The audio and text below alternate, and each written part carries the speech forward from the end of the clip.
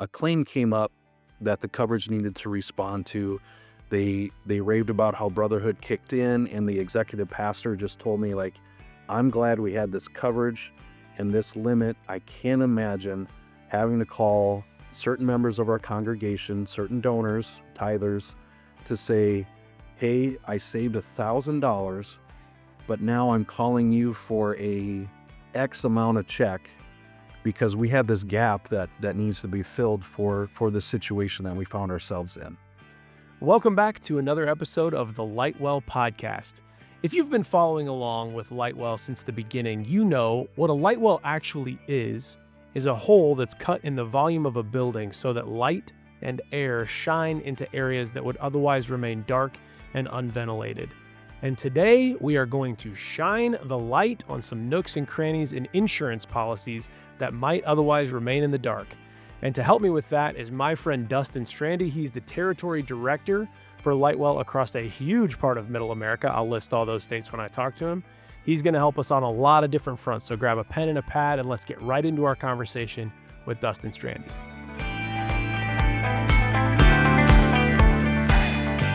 Well, I'm glad to be joined today by my friend Dustin Strande. He is the territory director for Lightwell in the states of North and South Dakota, Wyoming, Montana, Colorado, Nebraska, and Kansas. Did I get all of the states? You got them all. You got them all. Excellent. Dustin, I'm so glad that you are a part of the podcast today. I've known you for a while. You are the salt of the earth, husband of one, father of three, a good friend to all, and now, for the first time, a guest on the Lightwell podcast. Thanks for being a part of it. No, thank you for having me. Appreciate it. So, for sure. So you have an office that you are in right now, which happens to be on campus at Kairos University in Sioux Falls, South Dakota. Is that correct? That is correct. Yep. And the only reason I point that out is today we're kind of going to go to school on insurance, and we're going to talk about some basic misconceptions across all kinds of different insurance products and insurance-related products. And so I think it's cool that you're in a place of learning, because that's where we are today. So let's start with the basics. When you first talk to a ministry, what are some really common misconceptions that they may have about insurance, specifically ministry insurance? You know, when it comes to that, misconceptions, a lot of churches and well-intentioned people think that all carriers and products are created equal. So you walk into a meeting and they think that they are well covered, but you got to really dig into the specific form of the coverage, because when you get your insurance book, it's like 200 pages long. No one expects you to read it and know all the details. And the first 10, 15 pages are telling you, listing the coverages, and the rest of it is listing exclusions and potential gaps in coverage. And so that's probably the biggest misconception, is that all carriers in coverage is created equal. We work with a great partner in Brotherhood Mutual that they are 100% of what we do is insuring ministries. And so the liability form is built for issues that can happen in church in a ministry setting. It's just the coverage is built for and catered to ministries. Yes, but that assumption of if I buy insurance, it's basically the same from carrier to carrier and agency to agency is a big misconception. And so how do you identify that? Like, how do you, when you're looking at a ministry's current insurance policy, what are often some gaps that you see and you have to help educate people through? This is potentially a liability for you. Yeah, it kind of depends on which carrier that you know that they are with, and with with years of experience, you start to recognize where the potential gaps are depending on the carrier. I won't get into naming any certain carriers at all, but just from experience, you start to learn where those gaps are. Probably the biggest gap that comes to mind is in abuse or misconduct type of coverage, where a lot of carriers don't want to touch that, and it's an unfortunate part where there's allegations or issues that arise, and knowing that you have coverage with Brotherhood and how it's written is very, very important. You don't want to save $700 to have to spend a lot more, whether depending on how that situation goes for the ministry. That's absolutely right. It's a phrase that I've heard before, and maybe you've heard it as well, being around insurance as long as I have, this myth that if it's not excluded in your policy, then it's included. And this idea that, like, if they're not specifically saying you don't have it in your policy, then you probably have it. And hopefully that's true on the day of the claim. But how do you coach people to look for those specifics so that they see, no, no, no, this is written in the policy, it's included? Yeah, and you see that too. Like I can think of a quote I was working on last year, and it's a small town here in South Dakota, and kind of everyone knows each other. And a lot of times you get into a meeting with a group of trustees or pastor, and again, you have well-intended agents that are representing other carriers that believe that certain coverages are in place and in how that would play out. A lot of times, what I will do is I'll go to the trustee or the pastor and just kind of say, in the event of this type of claim, just ask them how that would play out. The case I can think of is, we were quoting a church who believed that they had sexual misconduct involved in abuse of a minor, and come to find out it was more set up for like a commercial type of package where it was more peer to peer, from like a boss to an employee. And so when you ask that question of like, so in the event of something like this, how it would play out versus claim, you get that real life scenario, and then you realize that, oh shoot, there really is a gap here. The agent didn't even know that there was a gap there, and I don't blame him or her, because a lot of times you run into different agencies that 80% of what they do is home, auto, commercial, crop insurance around here in the Dakotas. And, they dabble with a little bit of church insurance where it's 5 to 10% of their book. And they just, don't quite understand how that coverage is going to kick in all the time. So, That absolutely makes sense. And it's one of those things, again, going back to the initial assumption, if I've purchased a insurance package, I should pretty much have my stuff taken care of.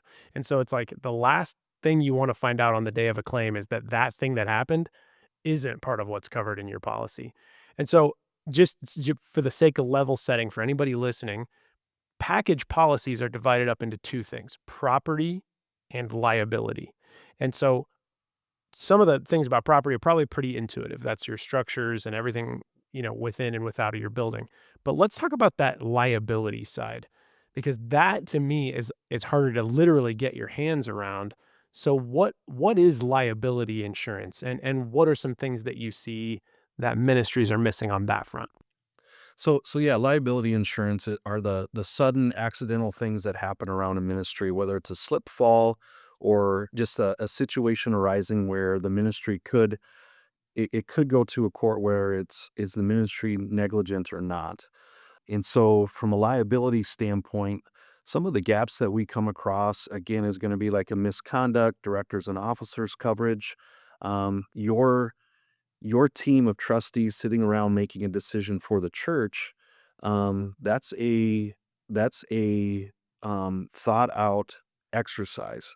So sometimes that can be waived in a liability because it's a intended thought process of your team, your leadership team, sitting around a table making decisions on behalf of the church. And so that exclusion goes out the window, so it brings in your directors and officers who are acting on behalf of the church. The other side too that we run into is that churches are so volunteer led and heavy. So you want to make sure you have coverage in place that extends to your volunteers acting within their delegated authority. Where a lot of times a normal insurance policy, they're going to cover your staff and employees pretty well.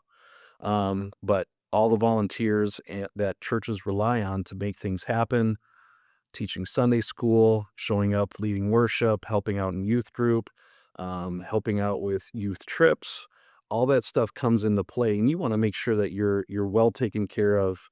And in the event something comes up, you'd be kicking yourself if you went with a non-ministry coverage, or tried to save a few dollars by not having a limit in place that is where a limit should be.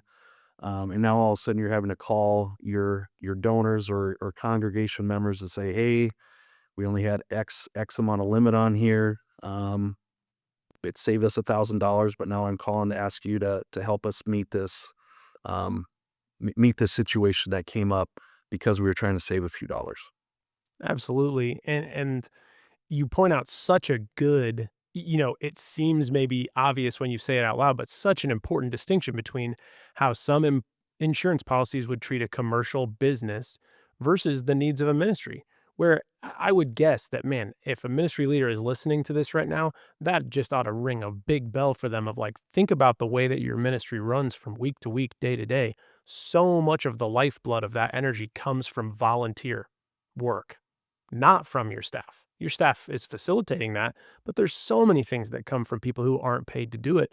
You have to have protection for them too, because in some cases that would come out of their homeowners or their personal, you know, their own pocket rather than the church that ought to be looking out for them when they're operating within the scope of what the church wants them to do. Yeah, and you're 100% right there, Adam. And sometimes I think churches can have a misconception of stewardship and think that stewardship is only about saving a few dollars with a policy, versus stewardship of making sure my church, my staff, my volunteers are all covered and covered correctly when they're giving of their time and resources to the ministry. You kind of need to reframe that stewardship thinking of it's not just about saving a few dollars on an insurance policy. It's about being a steward of our resources, knowing that our building is well taken care of, but most importantly, your people, volunteers, children, they're all well covered underneath a proper policy. I love it. I want to underline everything you just said about that reframing of stewardship. That's huge. Now, okay, another thing that's interesting about liability, where property feels like it's sort of fixed, it's contained to the physical space. Liability travels. Like that follows you. So can you talk about the way that churches still have liability exposure even when they're not specifically doing things on their campus? Things like, when someone's driving a van or if you have an offsite event. Talk about how the way that liability follows a ministry.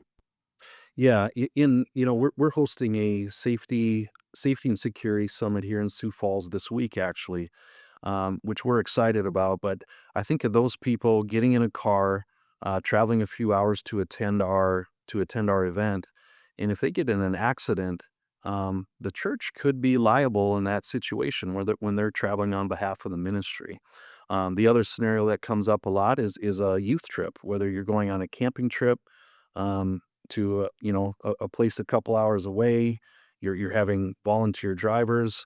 A lot of scenarios come into that, and that's where our non-owned and hired auto liability comes into play. The volunteer drivers, their personal policy is going to be primary in that situation, but then the church's policy should come in and wrap behind that to make sure and hopefully protect that person who's volunteering their time when they're using their own personal vehicle for that.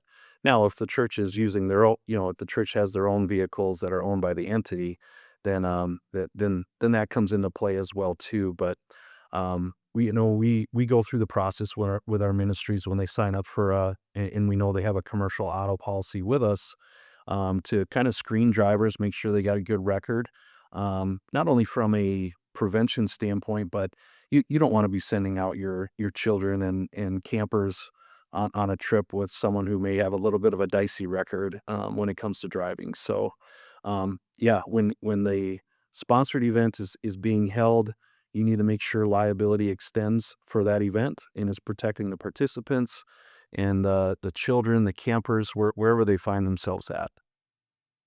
Well, and you speak about people's backgrounds and records and things like that, and that kind of speaks to the type of people that you allow to become staff and volunteers within your ministry. Things that might fall under something like employment practices liability, which is a specific type of optional liability coverage within a package policy. So, can you talk about some of those misconceptions, particularly in that area, the hiring, firing, HR decisions, employment practices. Yeah, so we use obviously we have Brotherhood Mutual. They have employment practices liability. It kind of boils down to hiring and firing decisions from a church's perspective versus like a bank's perspective or a grocery store, where if employee A is on staff at a church and is having an affair or something like that, we have a morals clause within employment, and they might have a stellar work record, just hits all their goals, great annual reviews, but chooses to live in an affair. Um, Hiring and firing by the world standards versus what is necessary from a ministry and abiding by those principles is a lot different. And that's where our employment liabilities practice comes in. If there's ever a situation that arises, just knowing that you're covered, whether it's a wrongful termination suit because they do have a stellar record, but they're choosing to live a lifestyle or outside the bounds of what your ministry stands for. That's good. I know the answer to this question, so it's kind of a leading question, but Sure. how important is documentation for a ministry who wants to stand by the things that it believes related to employment practices, but really anything? How important is documentation? So we always advise churches to write down and point to their sincerely held beliefs. So that way, if there's ever an event of a lawsuit or situation that arises, they can point to that document, that living, working document, and point to the scripture that supports it. And Brotherhood has a great resource, Legal Assist, where they can review that, take a look at that for you, make recommendations, and just help you strengthen that part of your ministry. So you're not worried about what should we or shouldn't we have in all the way from a participation agreement for a youth trip to a facility use agreement for how your space is used when services aren't in session. Those are great ways that Brotherhood equips ministries and comes alongside them to help standardize part of that for their ministry. That's very good. Okay, so back to we had talked a little bit about how liability travels, but that's not the only type of travel that ministries do. There are a lot of churches that want to send out missionaries, either short term or long term, or support missionaries way beyond the grounds of their church. And the interesting thing about that is every single passion area for a church has an insurance risk waiting in the wings. So, what are the things that churches need to think about related to sending people out on mission trips and the insurance implications of that? Yeah, again, it's really knowing your coverage and how it works, how it travels, getting in the details, how that form language is set up. Um, Brotherhood has worldwide liability that we're able to protect the entity, but when you're sending people to other countries as well too, we've got a great partnership with Faith Ventures, different mission travel plans that they offer. So whether it's a medical issue or a political issue as well too, that they can be evacuated out of that. And Faith Ventures has done a great job with that. And I always advise my ministries, when they're traveling or supporting missionaries worldwide, that they look into Faith Ventures and the plans that they offer, along with seeing how it works with their commercial package, especially liability when it on their Brotherhood policy. So they offer, an extended worldwide liability piece that comes into play, that just offers more protection than a lot of your mainline carriers that do not specialize in ministry coverage. Well, and that actually is not on the company side, but on the agency side, exactly the next question I wanted to ask you, which is just in the same way that someone might think, if I've got an insurance policy, I basically have what I need. People might also think, if I'm working with an agent, that agent should understand my unique needs. They should understand what I need and they should be able to provide it. That hopefully is the case. But in some cases for ministries, there is a difference, and I'd love to know what you think about how to articulate that difference. When you're talking to ministries, why is it important to work with an agency that's a ministry specialist versus just a generalist who understands insurance? Sure, and no, that's a great question, and we have a great team of agents here at Lightwell. that's one thing that we really pride ourselves in, and uh, I hate using the word pride, but we're just convicted to know how ministry works, know how that policy works. Ministry insurance is 100% of what we do. So our whole agency, team, customer service, agents, it's built around serving ministries. So when we get a call that, hey, our youth pastor was in a pig wrestling contest in Rapid City, South Dakota, and broke his finger, we're ready for that. Um, That in sounds too specific to be hypothetical. That is very specific, and I love those guys. They had called in advance and say, "Hey, we're doing a fundraiser and we're wrestling pigs. That's Is awesome. is that okay?" So That hopefully is PETA doesn't come awesome. after us with this. So, Oh, wow, that's but so yeah, great. going with an agent, like again, it's 100% of what we do. So when we meet with churches, we're not there trying to find ways to upsell. We're there to listen, learn about their ministry, figure out could there be gaps in liability depending on what type of outreach ministries they're doing. My favorite conversations when I go into a meeting with a church is finding out about all their different ways that they do outreach ministry. It's not just on a Sunday morning, but they're trying to get involved with whether it's feeding the poor, soup kitchens, coat drives, etc. And my job as their agent is to come alongside them and figure out how can they do this ministry that they want to do that's important to them in their neighborhood. Um, and how can they do that with the least risk as possible, knowing that they're covered, and knowing that they're covered and with a carrier that understands outreach ministry. That's excellent. And it really, in some ways, calls back to what you were saying earlier about stewardship, where if you're working with someone who understands the unique needs of ministries, they can help you see what you actually need and how to make sure that you're stewarding it well through the coverage that you get. And so it's not rocket science. If you have a special medical issue, you go to a specialist to address that issue. You don't just go to a family doctor. It's similar to that, I would say. Am I overstating it? Am I making it too big of a deal? No, I don't think so at all. And one of the best compliments we as agents can get from whether it's a church board that we're meeting with or an executive pastor is that no one has ever asked us that question before. And so, we're able to come in with that lens of knowing and with a great partner in brotherhood. I mean, you guys arm us with, the different legal assist issues that we're being asked about, the trends, the legal trends going across the nation for whether it involves religious freedom or, just even common issues that are happening across in those claim scenarios. So we have that going into those meetings and we're able to ask the questions on ministry specific questions, not just, hey, your building's insured, here's your policy. It's, hey, here's a policy. And by the way, we're going to equip you and come alongside you so you can focus on what you do best, which is ministry and spreading the gospel. So like that's honestly the biggest compliment we can get is no one has ever asked us those questions before.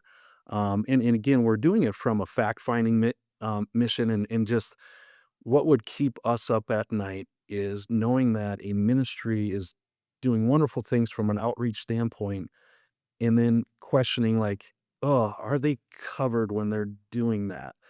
So just knowing coming in, what that brotherhood policy can do, how it travels, how it works, is just so vital to ministry so that they know what activities they can offer, whether it's a camp and wanting to offer new activities to entice campers to come. And by the way, while you're camping and staying with us, we're teaching you and hopefully leading those campers towards Christ in a personal relationship with them. Yeah.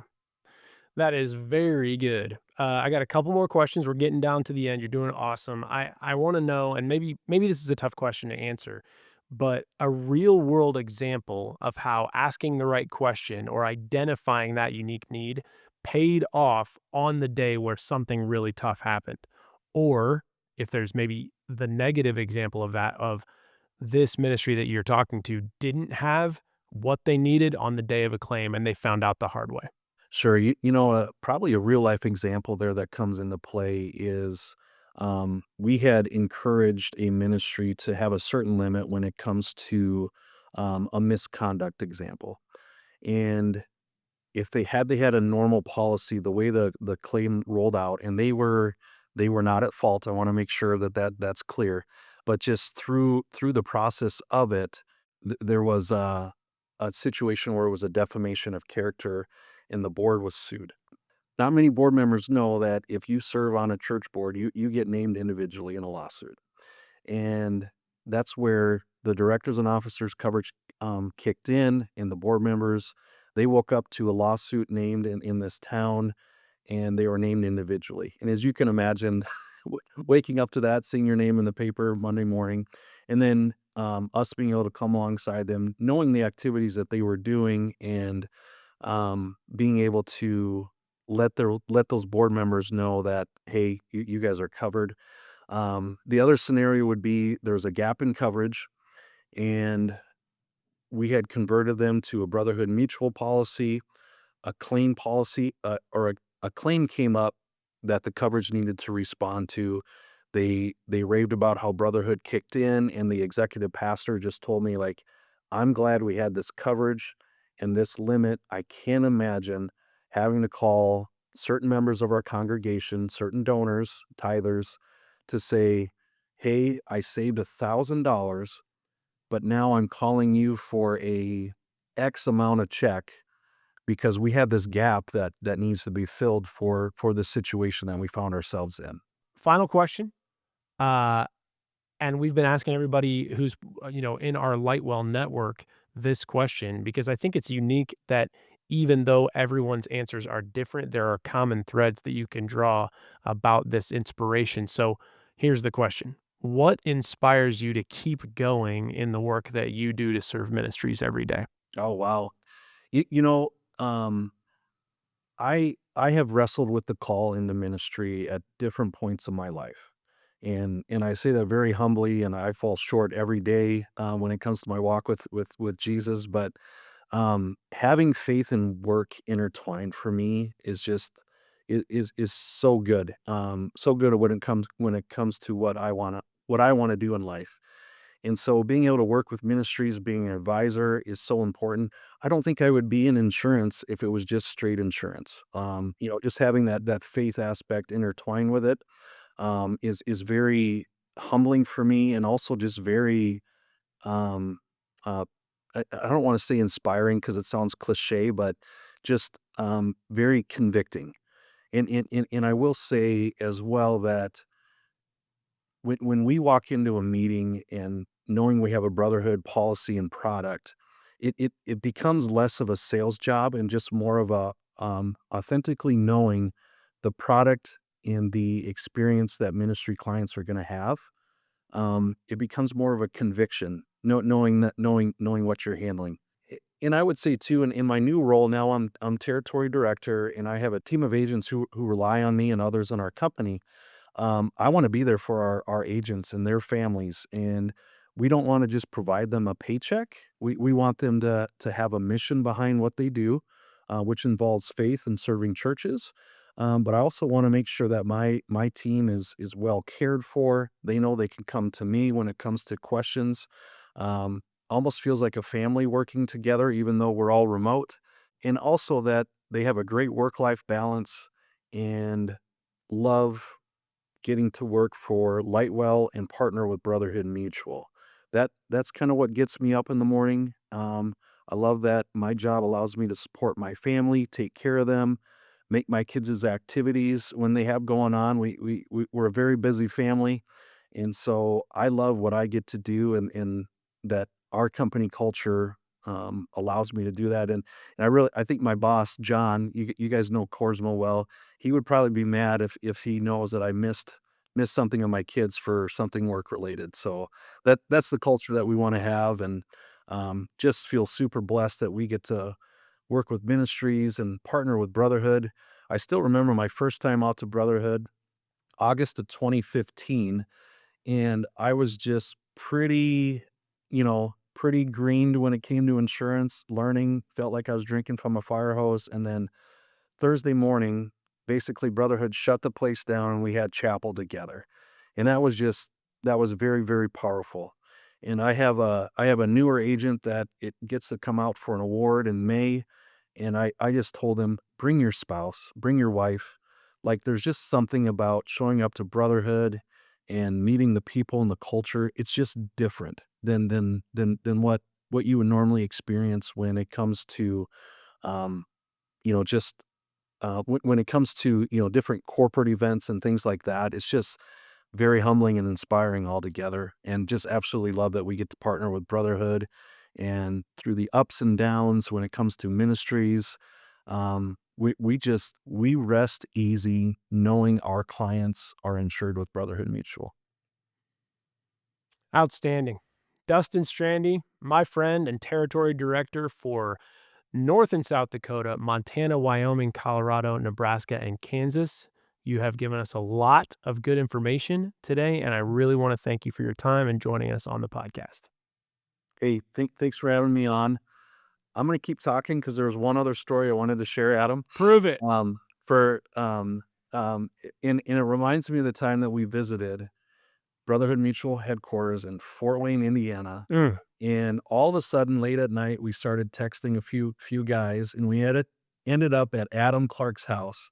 And it was like that campfire experience at youth camp back in the day, sitting around with what we probably had 15, 20 people in your living room. I think it was a school night for your kids. Mm-hmm. And we're just singing praise and worship, praying for each other. And that's the type of culture that Brotherhood Mutual is. And thank you for being a huge part of that, Adam, you and your team. I appreciate you, man. No, night was an all-timer for me as well. Thanks, man. That was cool. Yep. My thanks once again to Dustin Strande, Territory Director for Lightwell in the states of North and South Dakota, Wyoming, Montana, Colorado, Nebraska, and Kansas. It was a great conversation. We covered a lot of ground. So I hope that you grabbed onto something that feels new or meaningful or important for your ministry. But if what it did is raise more questions than answers, I'd encourage you to get online and go to lightwell.com, find an advisor in your area, and feel the experience of working with someone who's looking to steward your best interests in the same way that you are. Because that's what we were talking about with Dustin. It's a big deal. So between now and the next episode of the podcast, let's go and let it shine.